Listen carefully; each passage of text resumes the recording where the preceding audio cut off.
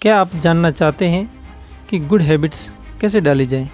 New habits कब और कहां से शुरू की जाए? दरअसल जो चीज़ें हम डेली बेसिस पर करते हैं वो हमारी हैबिट्स बन जाती है। शुरुआत में कोई भी नई हैबिट्स अपनाने में थोड़ी मुश्किल तो होती है, लेकिन धीरे धीरे कुछ टाइम बाद आप इसके आदी हो जाते हैं। यह ऑडियो बुक आपको अपनी डेली रूटीन में बैड हैबिट्स चेंज करके गुड हैबिट्स अपनाने में हेल्प करेगी।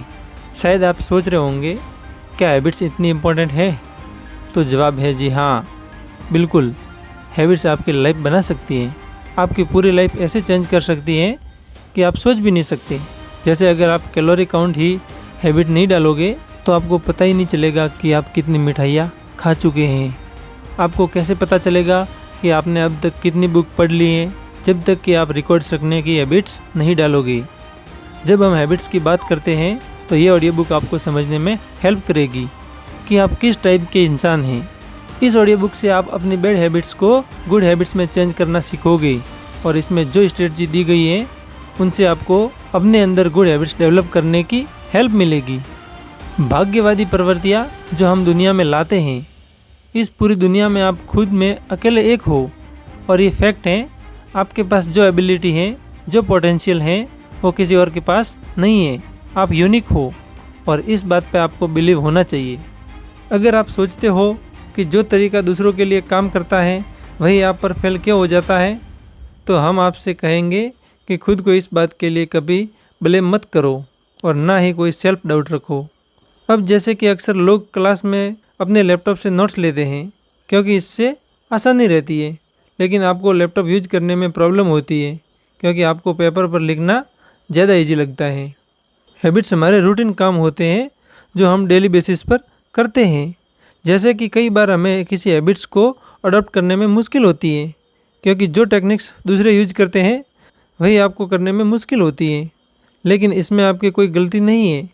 बात बस इतनी सी है कि हैबिट्स अडॉप्ट करने का सबका एक डिफरेंट फेज होता है, या हो सकता है कि आपको जो मुश्किल लगे वही दूसरों के लिए बेहद आसान हो। कोई हैबिट्स प्रैक्टिस करने में इजी है या डिफ़िकल्ट, इसका एक और रीज़न है, और वो रीजन्स हैबिट्स से जुड़ी हुई लेवल ऑफ एक्सपेक्टेशन दो टाइप की होती है। फर्स्ट है आउटर एक्सपेक्टेशन जो दूसरों से आती है, और सेकंड है इनर एक्सपेक्टेशन जो आपके अंदर से आती है। अगर किसी हैबिट के साथ हाई लेवल एक्सपेक्टेशन हो तो आप उस हैबिट को पॉजिटिव में रेस्पॉन्स दोगे। हैबिट्स के हिसाब से रिस्पॉन्स करने वाले लोग चार टाइप के होते हैं। पहले आते हैं अपहोल्डर्स, फिर क्वेश्चनर्स, फिर ऑब्लिगर्स और लास्ट में रेबल्स। ये चार टाइप की टेंसिटीज़ हैं जो हमारे नज़रिए को इन्फ्लुएंस करती है कि आप चीज़ों को किस तरह से देखते हैं और किस तरह से बिहेव करते हैं। और सबसे इम्पोर्टेंट ये है कि इसी से डिसाइड होगा कि आप हैबिट्स कैसे फॉर्म करेंगे। अपहोल्डर्स अपनी इनर और आउटर दोनों एक्सपेक्टेशन पर खरा उतरना चाहते हैं क्योंकि उन्हें अच्छा लगता है। अब चाहे ये सुनने में कितना ही पॉइंटलेस लगे, ये लोग जितना हो सके हर कीमत पर मिस्टेक अवॉइड करते हैं। इनकी एक्सपेक्टेशन काफ़ी हाई लेवल की होती है। यही रीज़न है कि अपहोल्डर्स कोई भी हैबिट्स जल्दी अडॉप्ट कर लेते हैं। अपहोल्डर्स के पास डेली टू डू लिस्ट होती है जिसे वो जितनी जल्दी हो सके पूरा करने की कोशिश करते हैं। इनकी कमिटमेंट इतना स्ट्रांग होती है कि कोई बीमारी या फिजिकल इंजरी भी इन्हें रोक नहीं सकती।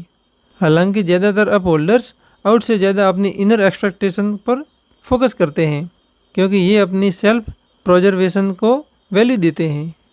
सेल्फ प्रोजर्वेशन उन्हें खुद की एक्सपेक्टेशंस पूरी करने के लिए मोटिवेट करती है। जैसे कि कोई अपहोल्डर्स जो एक्सरसाइज करने की सोच रहा है, वो अपने फ्रेंड बड़े आराम से ये बोल सकता है, सॉरी मैं तुम्हारे साथ बाहर लंच पे नहीं जा सकता। अपहोल्डर्स में एक और खूबी होती है, वो अपने रूल्स बड़े स्ट्रिक्टली फॉलो करते हैं। अगर किसी दिन कोई मिस्टेक हो जाए तो बड़ा गिल्टी फील करते हैं। एक बार की बात है, ग्रेट चैन को एक बरिस्ता में काम करने वाली लड़की ने बताया कि उसे वहाँ पर अपना लैपटॉप यूज करना अलाउड नहीं है, पर इतने साल गुजरने के बाद भी वो इस बात को नहीं भूली। जब भी उसे कॉफ़ी शॉप में अपना लैपटॉप यूज करना होता है तो वो टेंशन में आ जाती है। अगला टाइप क्वेश्चनर्स का। क्वेश्चनर्स को अपनी एक्सपेक्टेशन पर डाउट होता है। ये लोग एक्सपेक्टेशन पर तभी रेस्पॉन्ड करते हैं जब उनमें कोई लॉजिक दिखता है। क्वेश्चनर्स इस लॉजिक के साथ जीते हैं कि हर एक्शन का कोई ना कोई पर्पज होना चाहिए, और तभी वो अपनी इनर एक्सपेक्टेशन रेडी करते हैं ताकि वो उन्हें फॉलो कर सकें। जब उसके बेटे को प्रिंसिपल ने शर्ट पैंट के अंदर टक करने को बोला तो फ्रेंड ने पूछा इससे क्या होगा, और फ्रेंड को बड़ी हैरानी हुई जब प्रिंसिपल ने कहा बच्चों को रूल्स फॉलो करने सीखने चाहिए। क्वेश्चनर्स को जब कोई हैबिट रीजनेबल लगती है तभी वो उसे अडॉप्ट करता है, लेकिन अगर उसे किसी हैबिट में या रूल में कोई लॉजिक ना लगे तो उसके लिए उस हैबिट को अपनाना बड़ा मुश्किल होता है। अगले आते हैं ऑब्लिगर्स, जो हमेशा दूसरों की खुशी चाहते हैं। इन लोगों को अपनी इनर एक्सपेक्टेशन पूरी करना मुश्किल काम लगता है। जैसे कि हेल्दी डाइट लेना, ऑब्लिगर्स का माइंडसेट कुछ ऐसा होता है कि ये लोग अपने लिए प्रॉमिस तोड़ सकते हैं पर दूसरों के लिए नहीं, और यही रीज़न है कि ऑब्लिगर्स अपने लिए न्यू हैबिट्स फॉर्म करने के लिए दूसरों पर डिपेंड रहते हैं हमेशा, क्योंकि उन्हें मोटिवेशन के लिए कोई आउटर सोर्स चाहिए होता है। अब जैसे ग्रेस को ही ले लो, वो एक यंग प्रोफेशनल है जो रीडिंग की हैबिट डालना चाहती है। हालांकि ये एक इनर एक्सपेक्टेशन है, पर ग्रेस रीडिंग के लिए माइंड नहीं बना पाती है, इसलिए वो कोई बुक क्लब ज्वाइन करना चाहती हैं जहाँ पर उसे ऐसे लोग मिले जिन्हें देखकर वो इंस्पायर हो सके। चक एक यंग बॉय है जो अभी अभी ग्रेजुएट होकर एक नए शहर में शिफ्ट हुआ है। उसे अपनी कपड़ों की अलमारी ठीक से अरेंज करनी है, तो चैक ने एक चैरिटी ग्रुप को कांटेक्ट करके उन्हें अपने एक्स्ट्रा कपड़े डोनेट कर दिए ताकि वो कपड़े किसी के काम आ सके। अब क्योंकि ऑब्लिगर्स दूसरों पर डिपेंड रहते हैं, इसलिए ये लोग अक्सर काफ़ी प्रेशर में रहते हैं।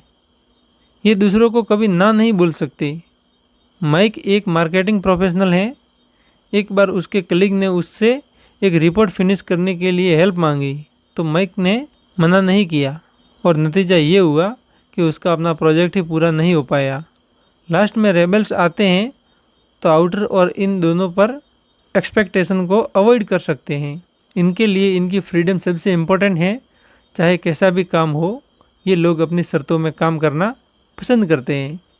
इन्हें किसी काम के लिए फोर्स नहीं किया जा सकता। अगर कोई करे तो ये एकदम अपोजिट करेंगे। अब जैसे टेड को ही ले लो, जो एक रेबल हैं। वो अपने 2 फ्रेंड के साथ एक अपार्टमेंट शेयर करता है। एक दिन उसके फ्रेंड ने पूछा क्या तुम बर्तन धो लोगे, लेकिन टेड को बर्तन धोने का ज़रा भी मूड नहीं था। वो उन लोगों में से हैं जो दूसरों के ऑर्डर पर काम करना पसंद नहीं करते। रेबल से डील करना मुश्किल लगता है, पर उनसे ट्रिक से काम निकलवाया जा सकता है। जैसे अगर पेरेंट्स अपने रेबल बच्चों से कुछ करवाना चाहते हैं तो उन्हें ऑप्शन रखने होंगे ताकि उन्हें चॉइस मिल सके। रेबल्स को कंट्रोल करने का यही तरीका है जो आपकी प्रॉब्लम्स सॉल्व कर सकता है। अलग अलग लोगों के लिए अलग अलग समाधान। जैसा कि पहले बताया जा चुका है, जो आपके लिए काम करता है वो दूसरों के लिए शायद काम ना करें। जो आपके लिए टेक्निक बेस्ट रहेगी, ये जानने के लिए खुद पर ध्यान दें। हम खुद को ये बोलकर लिमिट में नहीं रख सकते कि मैं ट्रैवल नहीं कर सकता या मुझे स्पाइसी खाना पसंद नहीं है, क्योंकि हम अपना माइंड चेंज कर सकते हैं।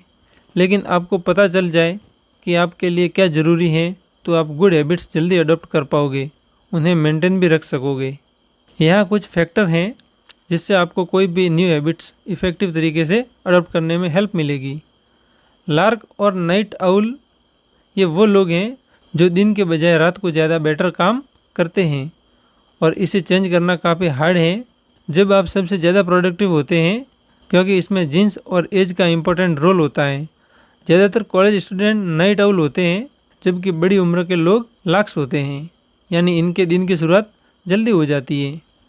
अगर आप एक नाइट आउल हैं तो आपको सुबह जल्दी उठकर पढ़ने की हैबिट डालनी होगी, और अगर आप लार्क हैं तो आप अपने प्रोजेक्ट रात के 10 बजे तक फिनिश नहीं करना चाहिए।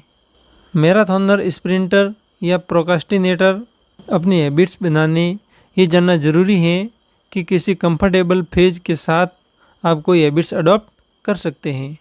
जैसे इस बुक के ऑथर ग्रेट चैन को स्लो और स्टडी फेज के साथ काम करना पसंद है। अगर आप कोई प्रोजेक्ट फिनिश करने में लंबा समय लेते हैं तो आप मैराथनर हो, लेकिन अगर आप अंडर प्रेशर बेटर परफॉर्म करते हैं और कोई काम तभी शुरू करते हैं जब डेडलाइन पास हो, तो आप एक स्प्रिंटर हो।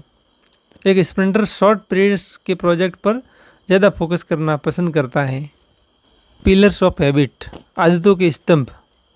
न्यू हैबिट्स अडॉप्ट करने के लिए और ओल्ड हैबिट्स को चेंज करने के लिए 4 क्रूशियल स्ट्रेटजी हैं।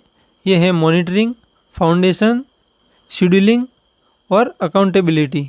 हालांकि ये सुनने में सिंपल लगते हैं, पर कोई भी नई हैबिट फॉर्म करने के लिए काफ़ी इम्पोर्टेंट है। फिर से हम याद दिला दें कि इन स्ट्रेटजी में इंडिविजुअल डिफरेंस भी काफ़ी मैटर करता है। अब जैसे कि शेड्यूल्स रेबल्स टाइप के लोगों पर काम नहीं करते, जबकि अकाउंटेबिलिटी ऑब्लिगर्स पर सही फिट होती है। मॉनिटरिंग की स्ट्रेटजी तभी इफेक्टिव है जब आपको क्लियर हो कि कब किस एक्शन को मॉनिटर करना है, लेकिन जहाँ किसी चीज़ को लेकर आपके इरादे पक्के नहीं हैं, वहाँ ये स्ट्रेटजी काम नहीं आएगी। जैसे कि आपने सोचा कि आप अपनी नॉलेज इम्प्रूव करेंगे, हालांकि कई बार हम चीज़ों को अंडर या ओवर एस्टिमेट कर लेते हैं, लेकिन सही मेजर करना बहुत ज़रूरी है। जैसे एग्जाम्पल के लिए एक स्टडी में पाया गया कि हम अपने खाने को अंडर एस्टिमेट करते हैं और बात जब एक्सरसाइज की हो तो उसे ओवर एस्टिमेट करते हैं। इस स्टडी में पार्टिसिपेंट को बोला गया कि उन्हें 4 मील चलना है, जबकि रियलिटी में सब सिर्फ 2 मील ही चले। It is enough to begin. अगर आपको पता चल जाए कि आपकी टेंडेंसी क्या है, अब होल्डर्स, क्वेश्चनर्स, ऑब्लिगर्स या रेबेल, तो आपको ये भी समझ आ जाएगा कि कौन सी टेक्निक आपके लिए बेस्ट होगी। अब हम बात करेंगे कि आपको अपनी न्यू हैबिट्स कब से स्टार्ट करनी चाहिए। किसी भी न्यू हैबिट्स की शुरुआत करने के लिए 3 स्ट्रेटजी होती हैं। फर्स्ट स्टेप्स, क्लीन स्लेट और लाइटनिंग बोल्ट। जैसा कि इस चैप्टर का टाइटल है, it's not enough to get started. आपको फर्स्ट स्टेप लेना होगा। एक नई हैबिट स्टार्ट करने में थोड़ी मुश्किलें तो आती हैं, जैसे कि अचानक से जिम जाना शुरू करना, क्योंकि ये आपकी रूटीन का ऑटोमेटिक प्रोसेस अभी नहीं बना, तो आपको जिम के लिए प्रॉपर रेडी होकर जाना शायद वर्कआउट करने से भी ज़्यादा हार्ड लगे।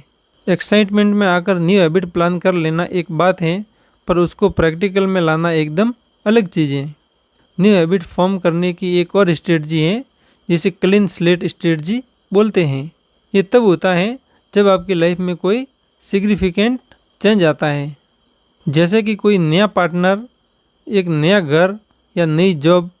लोग अक्सर न्यू ईयर रेजोल्यूशन के तौर पर हेल्दी खाना स्टार्ट कर देते हैं, तो ये एक क्लीन स्लेट स्ट्रेटजी मानी जाएगी, क्योंकि न्यू ईयर नई शुरुआत लेकर आता है।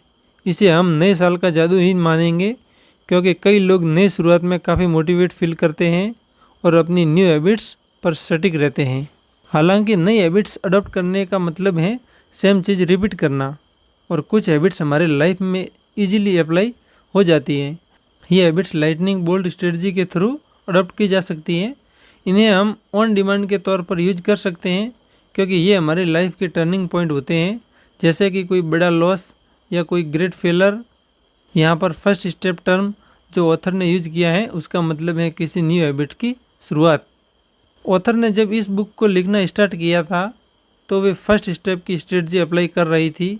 बुक के लिए आइडियाज़ लेना और स्ट्रक्चर प्लान करना उसके लिए काफ़ी मज़ेदार और एक्साइटिंग रहा, लेकिन जब असल में लिखने की बारी आई तो ग्रेट चैन अटक गई। वो डिसाइड नहीं कर पा रही थी कि बुक लिखना कब से शुरू करें, कौन सी तारीख या कौन सा दिन सही रहेगा। मंडे से करें या अपने बर्थडे वाले दिन से। इससे पहले कि वो आगे सोचती, ग्रेट चैन को रियलाइज हुआ कि वो टुमारो लॉजिक यूज कर रही है, यानी आज का काम कल पे टालना, और उसने डिसाइड कर लिया कि उसे बुक लिखने के लिए तुरंत फर्स्ट स्टेप लेना होगा। यहाँ हम क्लीन स्लेट स्ट्रेटजी का एग्जाम्पल देते हैं। लिंडा 40 साल की हैं और उसके पति की डेथ हो चुकी है। उसे डर था कि कहीं उसका अकेलापन उसे डिप्रेशन में न डाल दे। उसे रियलाइज हुआ कि उसे घर से निकलकर लोगों से मिलना जुलना चाहिए। उसने अपने क्लोज फ्रेंड को कांटेक्ट करके उनके साथ कुछ फन एक्टिविटी प्लान की, और कुछ टाइम बाद ही लिंडा पहले जैसी खुश रहने लगी। वो रेगुलर अपने फ्रेंड से मिलती रही। उनके साथ क्वालिटी टाइम स्पेंड करने से उसका मूड अच्छा रहता। जैसा कि हमने पहले बताया, लाइटनिंग बोल्ट स्ट्रेटजी कोई ऐसी चीज़ नहीं है जो आप ज़बरदस्ती अप्लाई करो। अक्सर हमारी लाइफ में कुछ माइलस्टोन एक्सपीरियंस में ये स्ट्रेटजी अप्लाई होती है। बुक का कंक्लूजन है, कई बार हमें ये सोचकर फ्रस्ट्रेशन होती है कि जो चीज़ दूसरों पर काम करती है वो हम पर क्यों नहीं करती। इंडिविजुअल डिफरेंस से डील करना थोड़ा मुश्किल हो सकता है, लेकिन अगर आपको पता चल जाए कि आप अपहोल्डर या क्वेश्चनर्स, ऑब्लिगर्स या रेबेल, तो फिर आप उसी हिसाब से ऐसी टेक्निक्स अप्लाई कर सकते हो जिससे आपके लिए हैबिट्स मेंटेन करना बेहद ही ईजी हो जाएगा।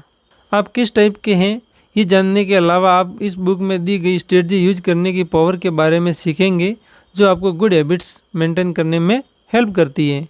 ये स्ट्रेटजी हैं मॉनिटरिंग, फाउंडेशन, शेड्यूलिंग और अकाउंटेबिलिटी।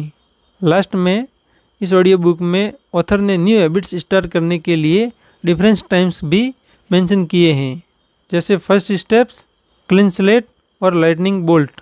हो सकता है कि इस ऑडियो बुक को पूरी सुनने के बाद आपको भी नई हैबिट्स डालने और मेंटेन करने में प्रॉब्लम हो, तो भी कोई टेंशन नहीं। न्यू हैबिट्स डेवलप करने में कुछ वक्त तो लगेगा और कुछ गलतियां भी ज़रूर होगी।